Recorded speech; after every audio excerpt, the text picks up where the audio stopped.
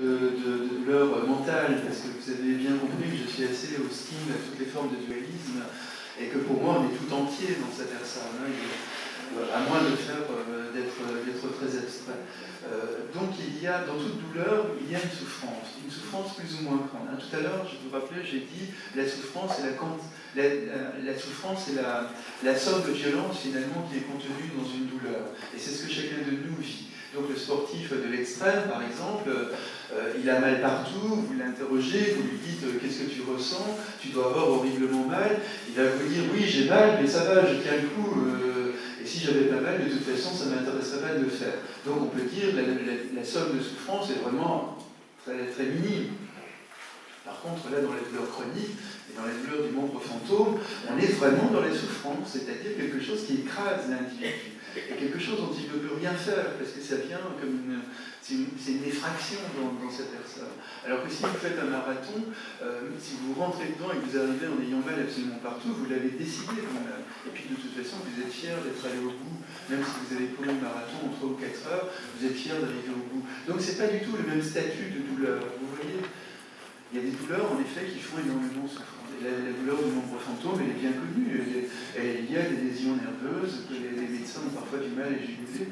Mais là, même si on reste sur un plan strictement anatomo-physiologique, elle a son interprétation. Vous l'avez compris, l'approche anatomo-physiologique me paraît très secondaire par rapport à ce qu'on vit en tant que douloureux chronique.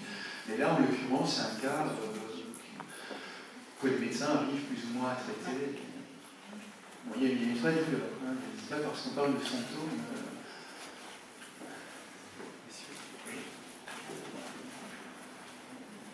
Je parle comme ça sans.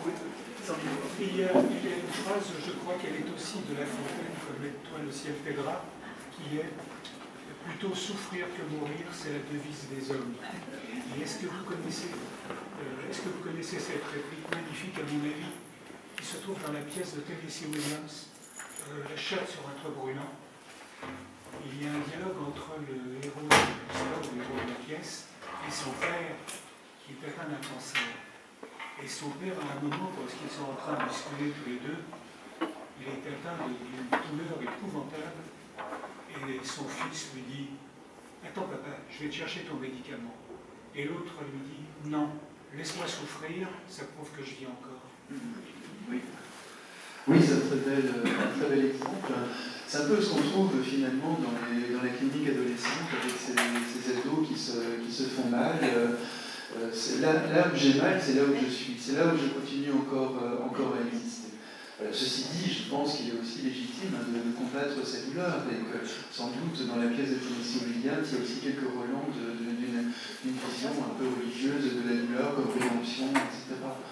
Et de supplément de vie quand on souffre. Oui, mais il faut quand même mettre une signification justement à cette douleur. Beaucoup de personnes douloureuses chroniques n'arrivent pas à l'être, parce que pour eux c'est vraiment une vie gâchée, une vie ravagée. Bien sûr, il y a un certain nombre, j'en ai pas rencontré beaucoup d'ailleurs, mais il y en a 3 ou 4 sur les 150 qui ont une vision très religieuse de leur douleur. À ma grande surprise d'ailleurs, il y avait une femme juive, alors que le judaïsme a toujours été hostile à la douleur, hein, ça commence avec le livre de Job, etc. Bon, mais elle, dans tous les cas, elle a sa vision sans doute très personnelle du judaïsme, et elle dit, je suis sûre que c'est Dieu qui m'a envoyé ces douleurs, enfin ma maladie, comme une épreuve personnelle, et j'essaie d'être à la hauteur de ce qu'il attend de moi. Plus souvent, les autres personnes que j'ai rencontrées étaient plutôt des personnes catholiques qui continuaient à penser qu'il y avait quelque chose d'un peu rédempteur dans la douleur. Voilà. Je rappelle par ailleurs, pour éviter les polémiques, que l'Église a rompu avec cette vision doloriste depuis très longtemps, depuis la fin des années 50 déjà, au moment de l'accouchement sans douleur, qu'on appelait à l'époque l'accouchement psychoprophylactique, où le pape de l'époque, je crois que c'était Paul VI, oui, avait dit que même une très bonne catholique pouvait très bien accoucher sans la douleur et qu'il ne fallait pas prendre la Bible comme une directive, mais qu'un bon catholique devait vivre avec son temps et donc utiliser toutes les techniques de la médecine. Et Jean-Paul II d'ailleurs est revenu là-dessus, et de façon très intéressante, puisque lui-même a énormément souffert des suites de l'attentat dont il avait été victime, et il a dit et redit que Aujourd'hui, l'Église ne valorise absolument plus la douleur, même si, je prends dans l'un des textes que j'ai cité d'ailleurs, même si pour l'histoire de l'Église, la douleur est quand même un peu spéciale, entre guillemets. Dans le contexte de la modernité. Bon, ceci dit, comme chacun de nous vit son rapport au religieux ou au spirituel de manière très intime, on réinvente en quelque sorte, on réinvente la tradition en quelque sorte, et donc vous avez encore des gens et à juste titre d'ailleurs, parce que dire à cette personne par exemple qui vous dit je crois que c'est Dieu qui m'a envoyé une épreuve et je suis fier d'être à la hauteur, si vous lui dites que c'est ridicule, les dieux n'existent pas, etc., ça me paraîtrait, j'aurais l'impression d'être un pervers et vraiment un pauvre type. On est là plutôt pour comprendre. Je l'ai dit une fois, mais la tâche de l'anthropologie, c'est de comprendre, ce n'est jamais de juger, surtout là, en l'occurrence, des gens qui font absolument de mal à personne, puis qui réussissent à trouver un équilibre très fragile avec leur douleur. Alors venir les déloger au nom d'un rationalisme, même pas d'une rationalité, mais d'un rationalisme militant, me paraîtrait absolument odieux.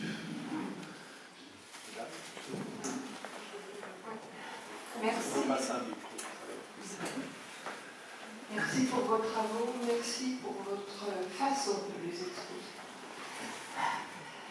Ce que je voulais vous dire, me rapproche peut-être de l'intervention précédente. En vous écoutant, je me disais tenir. Et par ailleurs, je suis sollicitée, comme sans doute beaucoup d'autres, à signer une pétition pour l'aide active à mourir. Cette pétition disant, et certains candidats à l'élection présidentielle la relèvent, que c'est la seule dignité. Alors, tenir, est-ce digne? Oui, mais je suis absolument contre cette idée d'associer le fait de mourir de son propre gré à la dignité, comme si tous les gens qui mourraient de leur plein gré, d'ailleurs eux aussi, mais en attendant que la mort fasse son œuvre, étaient eux indignes. Non, moi je suis du côté de l'accompagnement des mourants, évidemment, et je pense que nos sociétés devraient davantage développer ce genre de structure. C'est vrai que beaucoup de nos contemporains ont peur de mourir dans des souffrances absolument intolérables que la médecine n'arrivera plus à soigner. Là, il faut plutôt se battre contre les insuffisances de la médecine. Je ne suis pas hostile aux gens qui choisissent l'euthanasie, mais en tous les cas, je suis hostile à l'idée de légiférer là-dessus, parce que je pense qu'on ouvrirait une porte, c'est mon point de vue, on ouvrirait une porte très, très dangereuse en termes de règlement de compte et autres. Il y a eu d'ailleurs beaucoup d'abus qui ont été dénoncés. Il y a eu un certain nombre d'abus dénoncés en Belgique, notamment en Suisse aussi, même s'il y a des procédures malgré tout qui sont relativement rigoureuses. Je pense que c'est bien que finalement les personnes qui veulent mourir de leur plein gré fassent un effort, entre guillemets, d'aller ailleurs et puis de se soumettre à des protocoles. J'espère que la société française ne va pas légiférer là-dessus. Mais je voudrais qu'on développe davantage l'accompagnement des personnes mourantes et qu'on soulage la douleur des personnes en fin de vie, qu'on leur donne des conditions de vie qui soient chouettes. Et à mon avis, là, les demandes d'euthanasie chuteraient complètement. Oui, on manque énormément de services de soins palliatifs. Là, il y a une dame qui... Et pour aller juste faire un bémol par rapport à ça, le douloureux chronique, sans demander à mourir, sans aller faire un protocole, peut tout seul décider d'arrêter, de dire non, ça suffit, puisque je n'aurai pas d'amélioration, je m'arrête. Là, on n'est plus dans de la législation, on n'est plus dans tout ça, mais l'usure de la douleur que provoque la douleur chez le douloureux chronique peut l'amener à dire demain j'arrête, ou maintenant j'arrête, le jour où c'est un niveau trop haut, il arrête. On est dans autre chose. Oui, tout à fait. Oui, non, là, on est dans une espèce de liberté fondamentale de chacun de nous, de décider du terme de sa vie. Mais c'est soi-même, d'ailleurs, qui s'afflige sa propre mort. Voilà. Alors, ce qui me choque aussi dans l'euthanasie, c'est qu'on demande à d'autres d'exécuter... Non, mais comme quoi, il est concevable que la douleur puisse user. Oui, non, je suis d'accord. Il y a quelques cas de personnes douloureuses chroniques, en effet, qui n'en peuvent plus et qui disparaissent d'elles-mêmes. Oui, je suis tout à fait d'accord. C'est quand même relativement rare, mais ça existe. Oui, bonjour.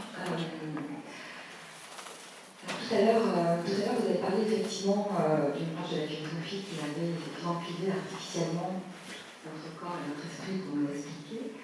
Ça m'a renvoyé à autre chose, justement, par rapport à notre manière aujourd'hui de prendre en charge la douleur, comme vous l'expliquez très bien.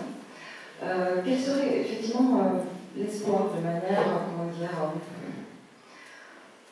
pour que les universités aussi ne clivent pas quelque part. Donc, je ne sais pas s'il y a des choses en doute, il faudrait peut-être que vous nous en parliez, si ça existe.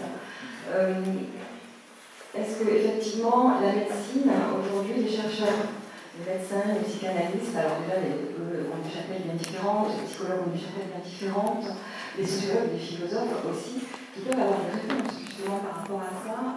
Est-ce que ces gens-là peuvent travailler ensemble aujourd'hui dans les universités? Je sais que chacun, finalement, sciences humaines ou les sciences dites plus dures, ne travaillent pas ensemble forcément. Est-ce qu'aujourd'hui on décloisonne peut-être pour aller vers? Ça dépend des lieux, ça dépend des universités, mais là en l'occurrence il faudrait décloisonner plutôt la clinique pour que le médecin ne soit pas forcément seul devant son patient, mais qu'il ait peut-être 2 ou 3 personnes d'autres domaines de la réflexion, par exemple un psychologue, un kiné, ou pourquoi pas un sociologue. Bon, ceci dit, il n'y a pas beaucoup de sociologues qui travaillent sur ces thèmes qui sont souvent les miens, de la douleur, etc. Voilà, donc il y a des lieux en effet de parcours communs, mais qui sont quand même très rares, parce qu'on n'est pas du tout dans les mêmes paradigmes, hein, c'est clair. Quand un médecin m'explique la douleur de quelqu'un de manière purement anatomo-physiologique, d'une certaine manière, ça ne m'intéresse pas du tout, parce que je me dis que la souffrance, elle est pour moi ailleurs, elle est dans la dimension du sens. Parce que les personnes qui ont exactement les mêmes lésions, par exemple, vont souffrir de façon extrêmement différente selon leur origine culturelle, leur histoire de vie, selon que ce sont des hommes ou des femmes également, selon que ce sont des personnes complètement célibataires ou qui ont une vaste famille autour d'elles. Donc il y a plein de données qui viennent moduler le ressenti de la douleur. Donc vous voyez, même là, c'est pas facile d'être assis à côté d'un médecin, par exemple, pour l'aider, enfin pour s'aider mutuellement, je veux dire, à formuler un diagnostic. Voilà, bon, ça m'est arrivé plusieurs fois dans le cours de ma carrière d'être assis quand même à côté de médecins et puis d'essayer donc d'être dans un échange réciproque. C'est vrai que ça me renvoie à des très, très beaux souvenirs que je vais pas à quelques anecdotes aussi très fortes, mais le temps ne se prête pas pour que je les raconte. Je pense que ça permet en tous les cas aux médecins, par exemple, de penser qu'il sait plus de choses qu'ils ne le croyaient. Moi, je vous raconte quand même cette anecdote que je trouve très, très, très, très forte. C'était là, j'étais vraiment tout jeune, c'était dans le début des années 90, c'était à Tours, où j'ai fait mes études universitaires. Et à l'époque, je travaillais de façon très étroite avec un médecin, chef du service de néphrologie, qui était un humaniste, un battant pour que les sciences humaines soient enseignées dans les facultés de médecine. Et d'ailleurs, je crois qu'on a fait les premiers cours en France, c'est Philippe Bagro et moi, dans ces années-là, à Tours, avec un doyen qui voulait absolument également intégrer les sciences humaines. Bon, en tous les cas, c'est pas ça qui nous intéresse tout de suite, mais j'ai assisté pendant quasiment toute une année aux consultations de Philippe Bagro avec des personnes, beaucoup de personnes greffières rénales. Ça a été aussi un terrain formidable pour réfléchir sur les greffes d'organes pour moi à l'époque. Mais je me souviens d'une fois, là c'était pas une personne greffée, une jeune femme entre dans la consultation. Mais quand je dis jeune, elle ne me paraissait pas jeune au moment où elle est rentrée. Je vois rentrer une femme recroquevillée sur elle-même, l'air incroyablement morose, elle avait l'air absolument sans âge, et puis elle vient clopin-clopant s'asseoir devant Philippe Bagro, qui la regarde d'un air très malheureux. Il était très engagé avec ses patients, il savait que là il avait du mal avec cette femme, et donc il était malheureux lui-même de ne pas pouvoir lui venir en aide. Alors, il reste un long moment silencieux, puis il lui dit « Je ne sais vraiment pas quoi faire de vous ».